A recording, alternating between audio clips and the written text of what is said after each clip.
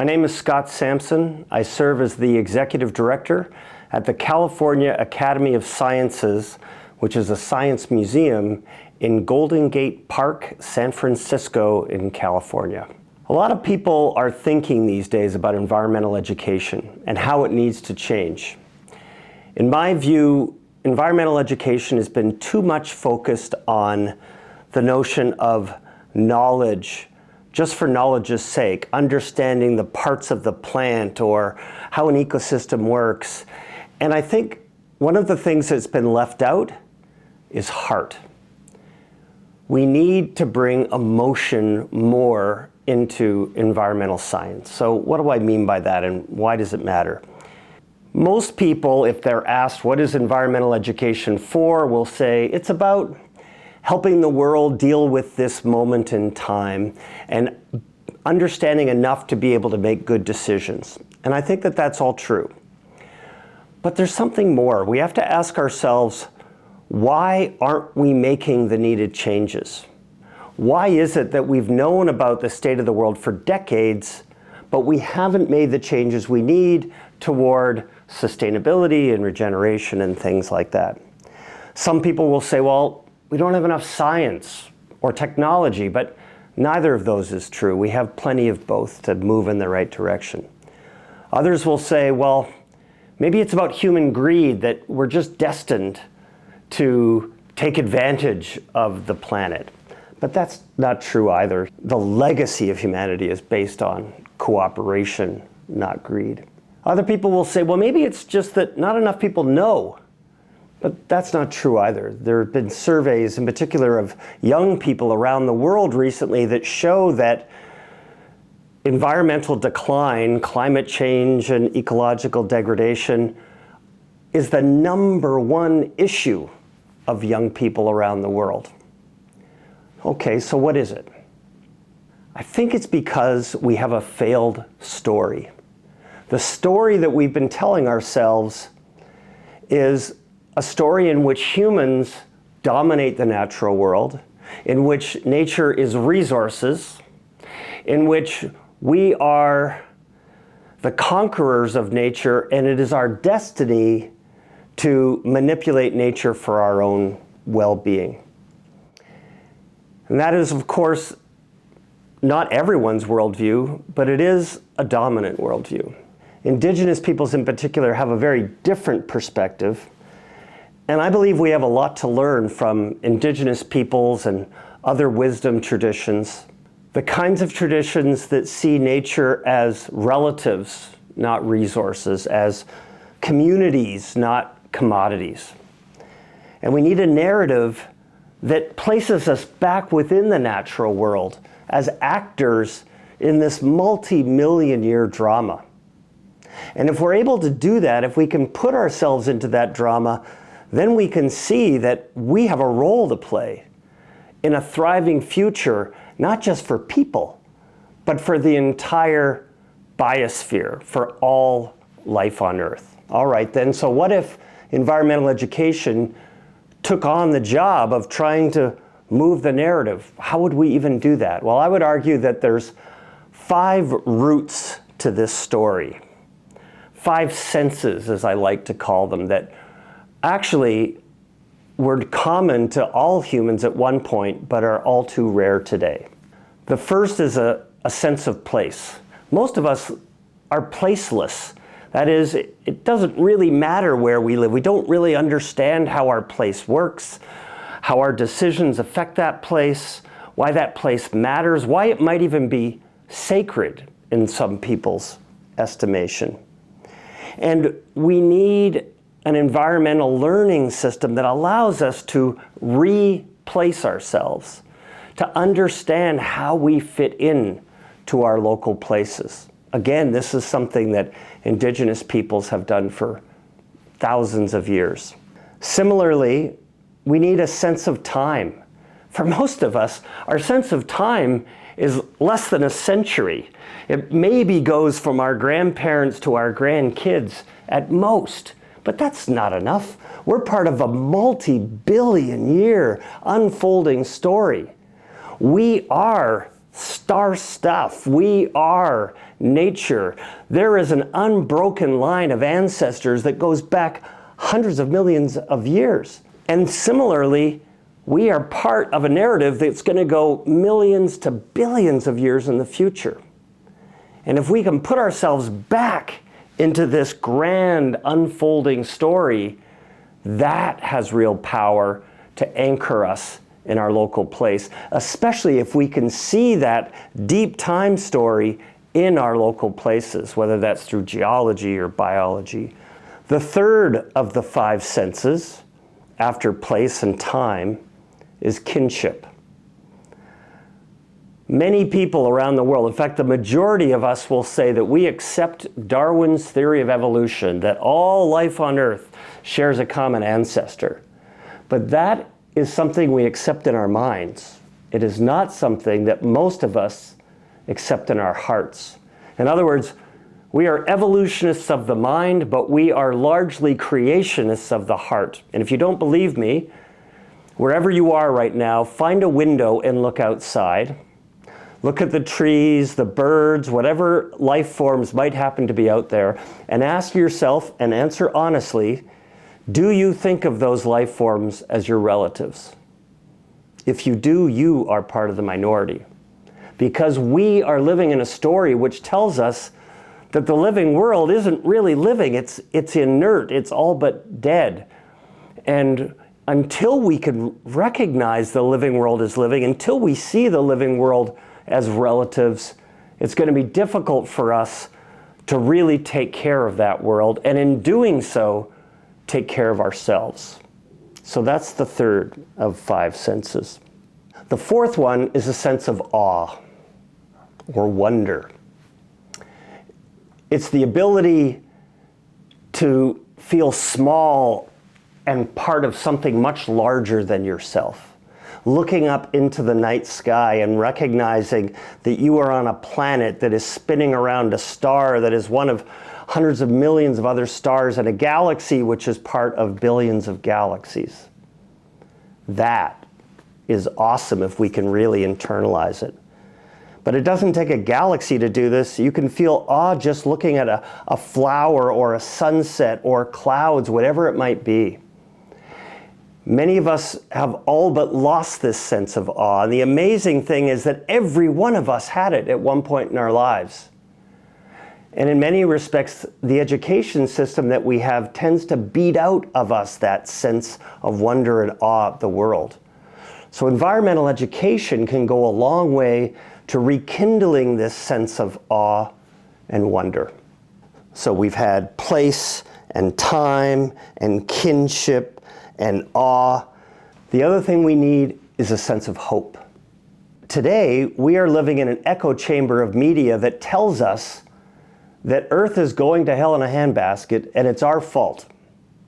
And that if we don't change course very soon, we are going to go right off the cliff. Enough people have heard this story repeated again and again that they've internalized it. And in doing so, people lose that sense of hope. So how do we regain it? By talking about all the things that are happening in the world to regenerate human communities and ecological communities together. And there are thousands and thousands of stories.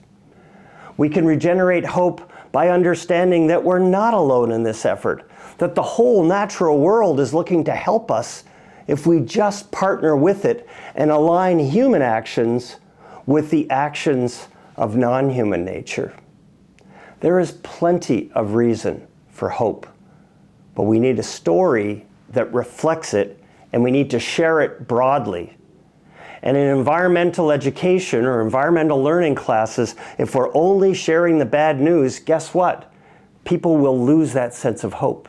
But if we give them regenerative stories, and especially stories that are local to where they live, and even better, if we can get the children and youth and adults engaged in actual regenerative actions, that will rekindle hope.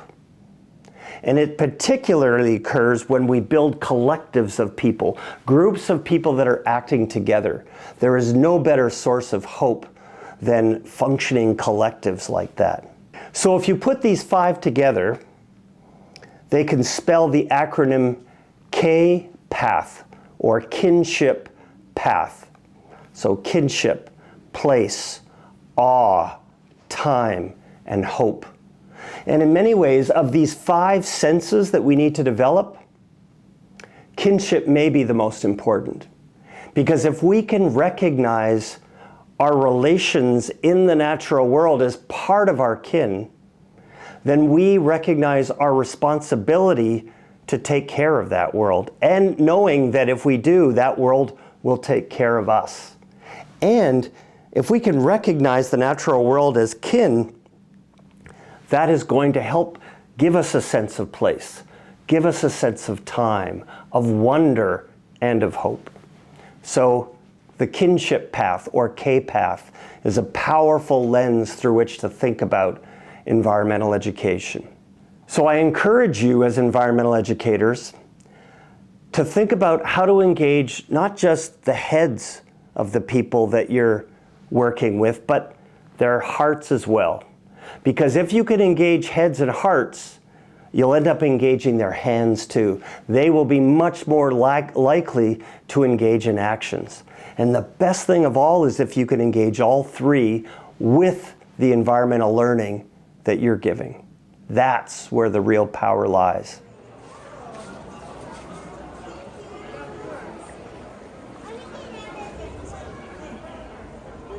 Scott, in your book there are many big ideas. Now, after several years of your book publication, would you add any new ideas? I think in terms of new ideas, it would be things like the notion of One Health. Over the last 10 years in particular, people have been developing this idea that human health and the health of nature are one, and that you can't really have healthy people without healthy nature, or the opposite. And I think it's a powerful concept that hasn't been fully tapped yet. And the more we can understand that our health depends on the health of nature and vice versa, the more we're likely to take care of the natural world. So that's one concept. Another one is really the power of story. And I talk about it some in my book, but I think it could have been a more powerful theme. And it's something that we're now victimized by a broken, outdated narrative. And if we can replace that with something that is deeply inspiring, that actually allows humanity to rethink its role on the planet, I think we have a much better chance at moving into a thriving future. The really interesting thing is it's not just one story, it's thousands upon thousands of stories. The reality is every day we are told the story in many different forms that humans are separate from nature. And what we need is to flip that and have thousands of stories daily that are talking about how we are embedded inextricably within nature. And if we could do that through places like this, museums and schools and movies and music and all forms of media, it would start to pervade the culture in a powerful way. And again, every place is unique. Every place has its own unique culture and geography and climate and biodiversity. So we need stories from every place. And all of us can be involved in this storytelling, so it's really powerful. Speaking of places, I remember in your book you are talking about the Pacific Northwest forest. It's part of you, who you are, part of your identity. I think you wrote that wherever you go, you sort of take it with yourself. Yeah. So can you explain a little bit, what do you mean by this sentiment?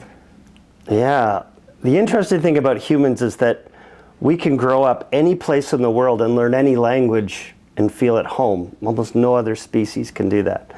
But our senses are honed by whatever place we grow up in. So I grew up in the Pacific Northwest on the coast with oceans and mountains and all of that. I have a close friend who grew up in Saskatoon, Saskatchewan in Canada, where it's nothing but flat prairie as far as the eye can see. If he visits Vancouver, he feels really uncomfortable. He gets claustrophobic and is like, what the heck is with all these mountains?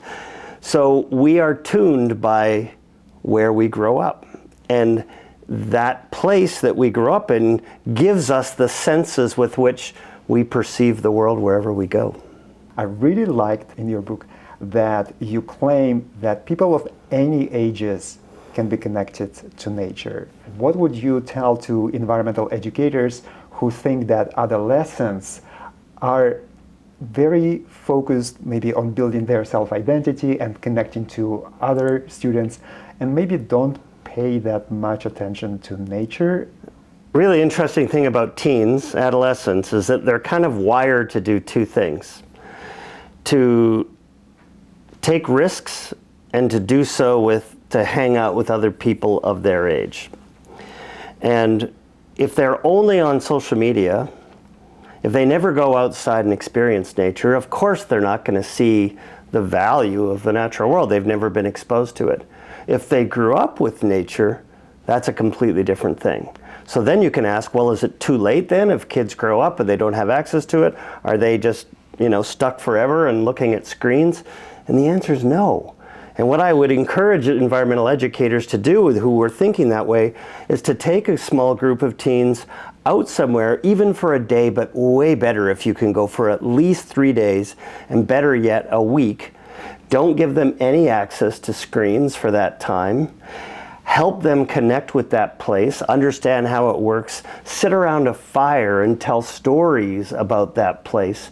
And what you'll find is, after a week, those youth will have a different view of the world. So yeah, they've had a lifetime of conditioning looking at screens, but 1 week can help them see the world differently.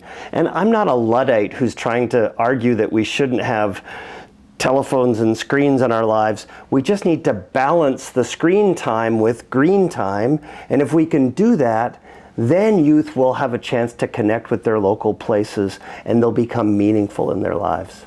Yeah, and I'm grateful that in your book you actually mentioned more than 10 different ways how technology can actually enhance nature-based experiences. Yeah, there's one that's tied to this place, the California Academy of Sciences, and it's the app iNaturalist, which is the most used nature app on the planet. You can take your phone, point it at any organism, any plant or animal on the planet, take a picture, and it will give you an estimate of what it likely is, and then a group of experts will help to identify it, which is remarkable. I mean, think about the capacity of that now.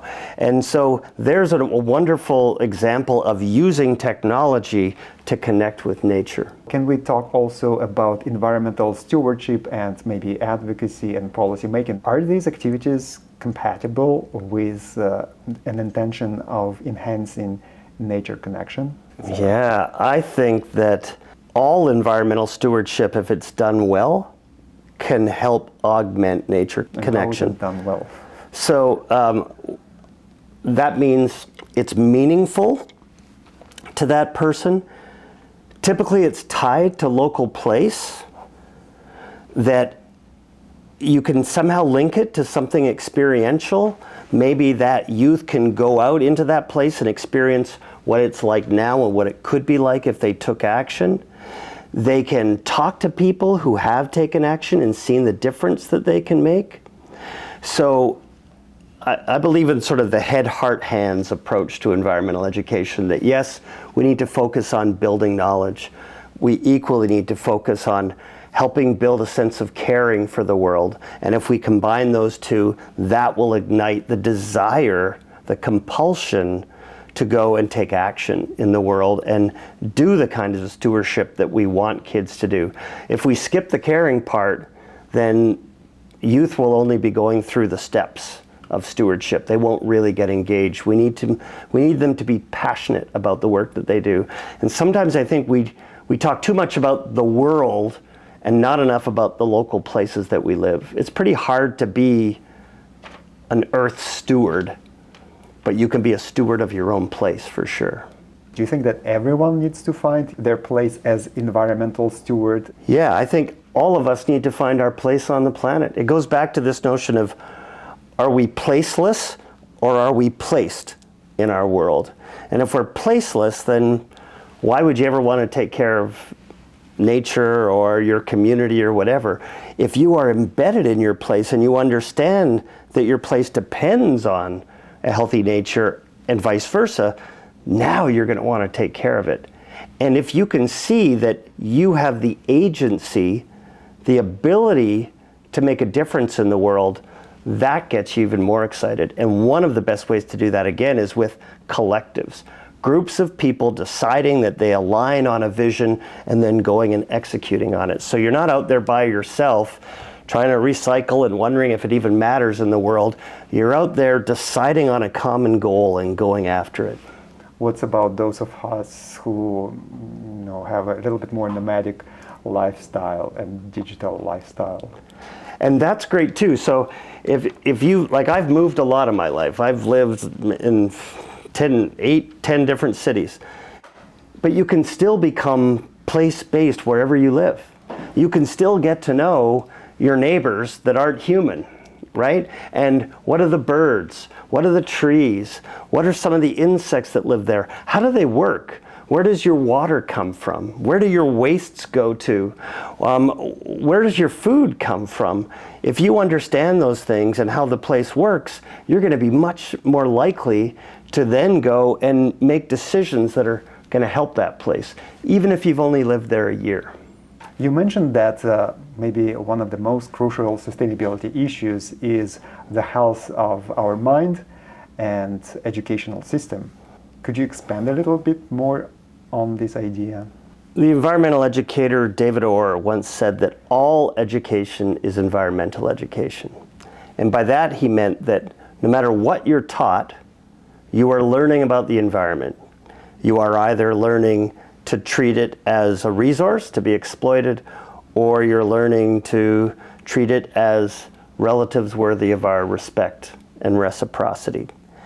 So the mind is very key in environmental learning, and I'm disappointed by the fact that too often environmental learning is considered one small subset of science education. So we're doing physics, we're doing chemistry, we're doing all these things, maybe doing biology, and then within biology we do environmental education, and that is completely wrong-headed. We need to flip that on its head, because like David Orr said, all education is environmental education. Whether you're learning about history or English or math or whatever, you can learn it within the context of your environment to help you understand that place and what that place needs.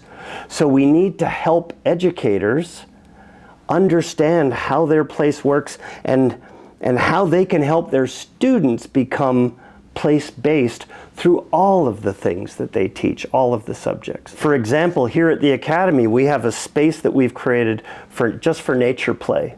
And yes, kids come there and they can use it for nature play, but we're also going to be using that space to train teachers how to do nature-based learning in their schoolyard, how to rewild the schoolyard. Simply add native plants. Native plants attract native insects. Native insects attract native birds.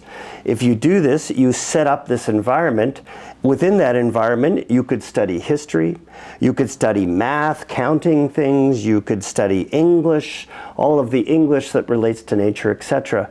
So we need to pull environmental education out from being a tiny little segment and expand it to understand that it can be the context for learning. Well, since you're talking now about teacher training and environmental educator training, what are some of the most effective tools for environmental educator training? Well, when it comes to environmental education, I think there's a lot of different names out there. Education for sustainability, place-based learning, eco-literacy, all of these things. And I think the notion of place-based learning is a powerful one. And going back to understand what your place was like before, say, Europeans arrived there, what this place was like before humans arrived there, and understanding that it has changed dramatically in time, so that when you look out the window today, you're almost invariably seeing a degraded ecosystem. So if you could understand what it was like even just 100 years ago, when it was maybe thriving, well, how is it different? And if you understand what it's like today and what it was like 100 years ago, Well, now you can start to imagine 100 years from now and what we could do to help move it onto a trajectory to reach that point. So I think all of these tools, I call it the past, present, future approach to learning, where we don't pretend like time doesn't exist, and we understand the system today, we understand what it was like, and we use both of those to give us a sense of where to go in the future.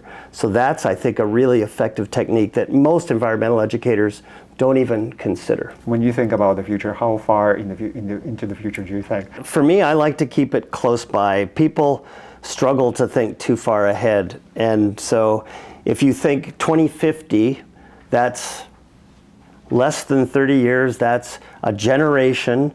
A lot of people can relate to a generation, you know, mothers, kids, mothers, grandparents, whatever it is. So think about one generation. The lifetimes easily of most children alive today. What could we do in that period? And I think if we stay focused on that, that's where there's the sweet spot to make a difference. As a paleontologist who studied dinosaurs for so many years, you're probably knowledgeable about how long each species lives during the evolution. Do you have any projections for how long a human species may live? So the average species of backboned animal, or vertebrate, lives on the order of 1 million years. So that's a pretty long time, but when you look at it in the scope of hundreds of millions of years, it's also not that long a time, right? Evolution is happening all the time. Species are constantly coming and going. Sometimes there's big events that cause things to turn over rapidly, like an asteroid hitting the Earth. But in terms of things that I've learned from dinosaurs, one of the most important is that everything that's alive today has ancestors going back hundreds of millions of years. So, for example, most people think dinosaurs are extinct, but they're not. No? There are more different kinds of dinosaurs alive today than there are mammals. We call them birds.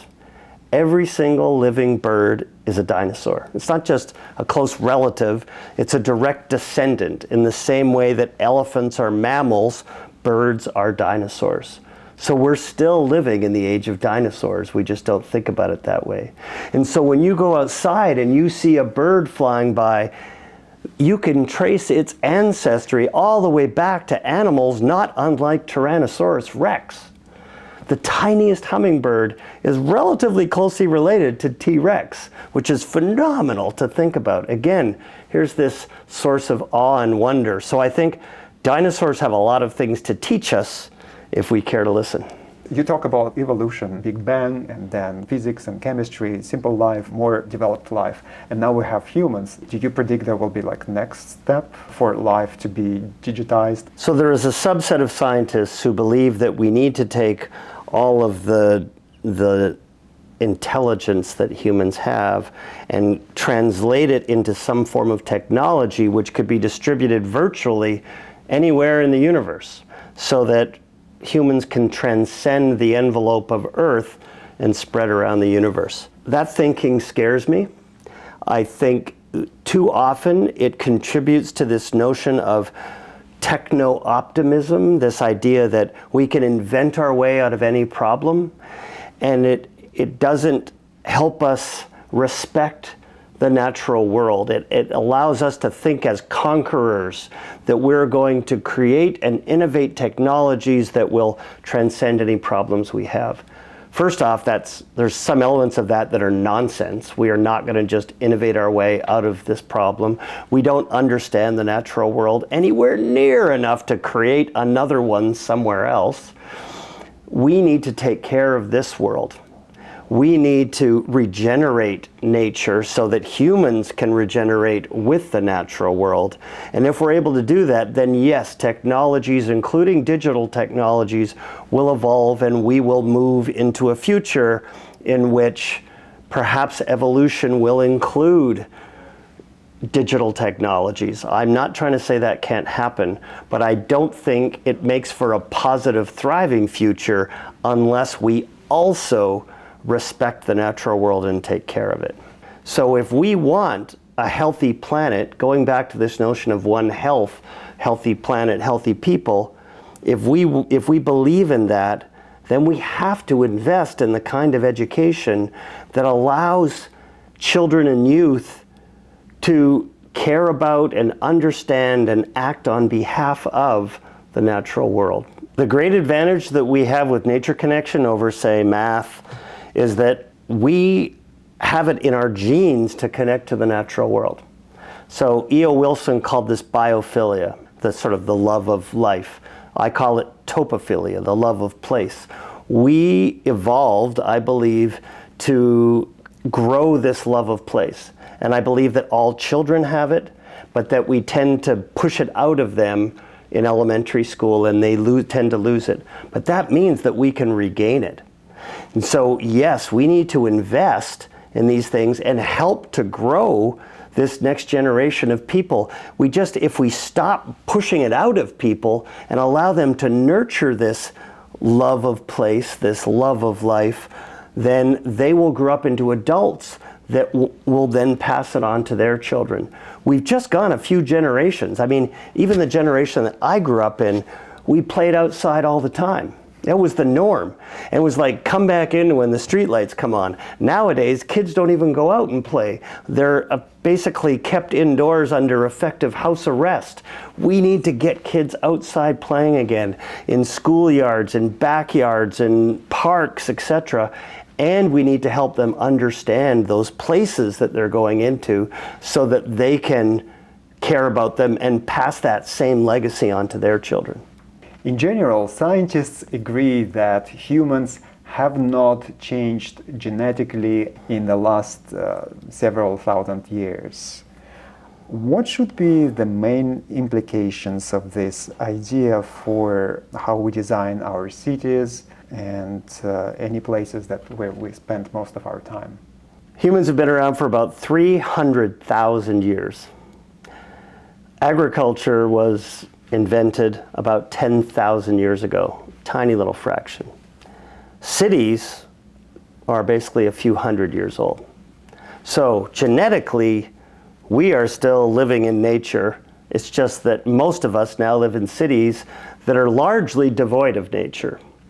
So what if we reinvented cities in the 21st century? What if we made those cities nature rich? The places where the wild things are.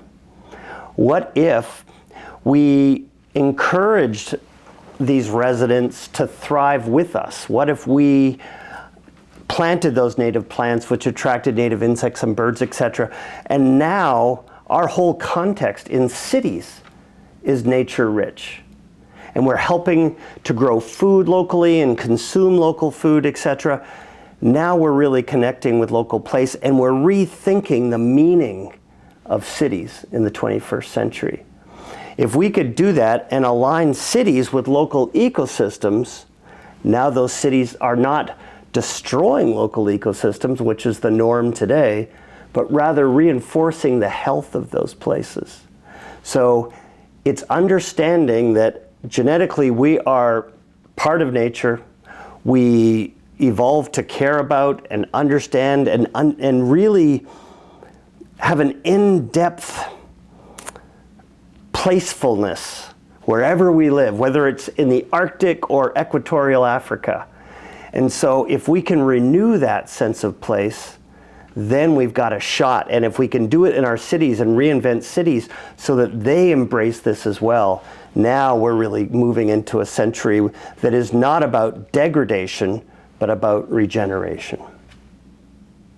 Now, I'd like to read a short quote from your book. I have a question. Guided by scientific institutions like museums of natural history, communities in every city, in every bioregion could initiate discussions about the kind of future they want. So my question is, how does the California Academy of Sciences involve local communities here in discussions and maybe designing a better future for this bioregion? Well, Alex, thank you for asking that. Recently, the Academy reinvented its purpose, actually established really for the first time a true purpose, which is regenerating the natural world. That is why we exist. So how do we do that? Through 3 pathways: science, learning, and collaboration. And if you're going to regenerate any place on Earth, you need those 3 things. You need to understand it scientifically. You need to share some of that learning with the community. And you need to collaborate to come up with a vision of where you want to go and a pathway to get there. So think about it. Think of all the cities you've been to or that you've heard about. Where in the world do you go today to have conversations about what a thriving future looks like in that place? We're not having those conversations. There's very few places. So at the Academy, we're talking about hosting conversations that reflect the larger Bay Area, about 8 million people, and thinking about what a thriving Bay Area might look like, say, in 2050. And to answer that question, well, no one person could do it because it involves climate and economics and biodiversity and social justice and technology. So we want to literally crowdsource the future. Instead of museums being the source of information, we tell you what you should know when we think you should know it. The information flow needs to be 2 ways. We don't have all the answers, if we ever did, and we never had all the answers. So we need to help create the spaces for people to co-create these answers. So the Academy is doing this now. We're hosting convenings. We're having one just in the next couple of weeks on grasslands in California. Grasslands are one of the most important ecosystems in California, and they've largely disappeared. And we're going to bring experts together to have conversations about this. And ultimately, we need to bring community members together to also understand it and figure out how they can help. So I think it's this notion of convening and collaboration that museums can play a big role in. Museums can also help to spread the story of a thriving future. And just imagine, like, together, museums and aquariums and zoos, botanic gardens, we see more people every year than all professional sporting events combined. It's a lot of people. If we could align on a positive message and share that out broadly, we could shift the narrative. And I believe museums have an important role to play in doing that. Mm-hmm. So building collaboration, being like a hub for all kinds of organizations, right, in the bioregion. A safe place for dangerous ideas. How about that? That's what we need to cultivate more and more. What's about the role of the Academy in nurturing the next generation of environmental educators, stewards, activists, and scientists who care about the environment? We need to change the face of environmental action, literally. We need to diversify the people that are engaged in environmentalism. In order to do that, we need to share the environmental learning broadly. We need to create programs for youth and young adults to give them opportunities to take action, both individually and collectively. We need to help train the next generation of scientists, of activists, of educators, again, to be very diverse, and all around the world. So the Academy works in places like the Maldives and the Caribbean and Madagascar and the Galapagos, and we are working with local communities in those places to help increase not just the scientific knowledge, but the environmental learning in those communities, and then the collaboration in those communities to take care of them. So we can't be going to those communities forever doing this kind of work. We need to help engender the expertise and the passion and the will in those communities to take care of those places themselves. And they are really excited. They are motivated to get the education needed so that they can become stewards of their places. And we're happy to have a small part in helping to do that. 5 words that describe Scott Sampson. Oh my gosh. Well, it probably won't surprise you that one of the words would be passionate, curious, connector. I'd like to think change maker, but I think that's for other people to decide. Hiker. I love to be out in nature hiking. So yeah, there you go. In your book, you mentioned your daughter Jade multiple times. How is she doing now? My daughter Jade is 20 years old, and she is studying environmental studies in her second year of college, and she is doing great. And it is so wonderful to watch her grow up. And I think sometimes when you connect kids with nature, they go through a period in their teen years when they lose some of that connection or interest, but they often gain it back a little later. And she is showing that. Well, she wants to do environmental studies, so that says that she still has that feeling of connection. So thank you for asking. Do you have any book recommendations for environmental educators? Alex, it's a great question, and it's hard for me to come up with titles off the top of my head, so I thought about this a little bit. Right at the top of my list would be Braiding Sweetgrass by Robin Wall Kimmerer, who's an indigenous scientist, remarkable person. There's a very small book by David Sobel, S-O-B-E-L, called Place-Based Education, which is really wonderful, easy to read, and can really help environmental educators who are just trying to get a start. David Orr wrote a book called Earth in Mind, which I found really powerful and informative for me. There's a woman named Kathleen Dean Moore who recently wrote a book called Earth's Wild Music, which is a very unusual look at thinking about learning and environmental learning. It's about using sounds in nature. And I think it's important to think about senses other than sight. Environmental educators sometimes depend too much on sight, and we need to develop the full suite of senses that children and youth have. And so I think reading things like this that awaken us to all of the other sensory information that's available is really important. What was the idea you talked about in your book where you sit in one place and you kind of observe, sit in place? Or Sit spot. Sit spot. It's this idea that you go out to the same place daily, preferably every day, and you just sit there for 15 minutes and you listen. And you record what you see and what you hear and what you feel and smell, whatever it might be. And by doing that, you become sort of more embedded in that place and you start to understand it. Because the reality is, the animals you see there, all the birds, they're your neighbors. They're there all the time. You just don't know them.